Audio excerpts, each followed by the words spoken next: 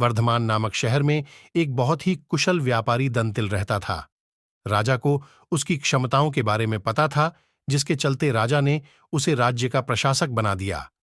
अपने कुशल तरीकों से व्यापारी दंतिल ने राजा और आम आदमी को बहुत खुश रखा। कुछ समय के बाद व्यापारी दंतिल ने अपनी लाडी डी आचकी का विवाह तय किया।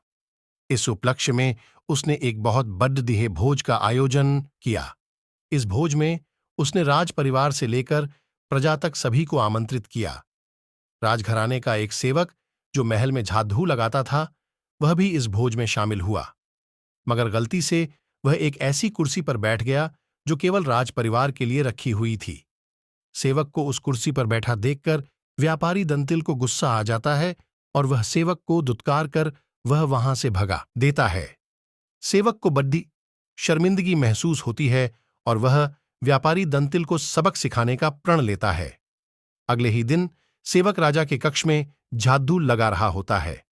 वह राजा को अर्धनिद्रा में देखकर बद्दाना शुरू करता है। वह बोलता है, इस व्यापारी दंतिल की इतनी मजाल कि वह रानी के साथ दुर्व्यवहार करे। यह सुनकर राजा की नींद खुल जाती है और वह सेवक से पूछता है, क्या यह वाकई में सच है? क्या तुमने व्यापारी दंतिल को दुर्व्यवहार करते देखा है? सेवक तुरंत राजा के चरण पकड़ता है और बोलता है, मुझे माफ कर दीजिए, मैं कल रात को सो नहीं पाया। मेरी नींद पूरी नहीं होने के कारण कुछ भी बदबधा रहा था। यह सुनकर राजा सेवक को कुछ नहीं बोलता, लेकिन उसके मन में शक पैदा हो जाता है। उसी दिन से राजा व्यापारी दंतिल के महल में निरंकुश घूमने पर पाबंदी लगा देता है और उसके अधिकार कम कर देता है। अगले दिन जब व्यापारी दंतिल महल में आता है तो उसे संतरियां रोक देते हैं। यह देखकर व्यापारी दंतिल बहुत आश्चर्यचकित होता है।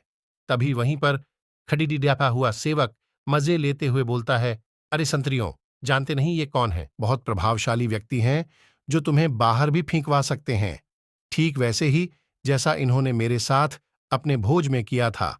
तनिक सावधान रहना। यह सुनते ही व्यापारी दंतिल को सारा माजरा समझ में आ जाता है।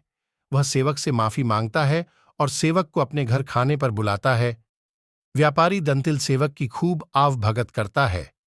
फिर वह बड्डी ही विनम्रता से भोज वाले दिन किए गए अपमान के लिए क्षमा मांगता है और बोलता है कि उसने जो भी किया गलत किया। सेवक बहुत खुश होता है और व्यापारी दंतिल से बोलता है, आप चिंता ना करें, मैं राजा से आपका खोया हुआ सम्मान आपको जरूर वापस दिलाऊंगा। अगले दिन राजा के कक्ष में झाड़ू लगाते हुआ सेवक फिर से बद्दाने लगता है, हे भगवान, हमारा राजा तो इतना मूर्ख है कि वह गुसलखाने में खीरे खाता है। ये सुनकर राजा क्रोधित हो जाता है और बोलता है, मूर्ख, तुम्हारी ये हिम्मत! तुम अगर मेरे कक्ष के सेवक ना होते तो तुम्हें नौकरी से निकाल देता।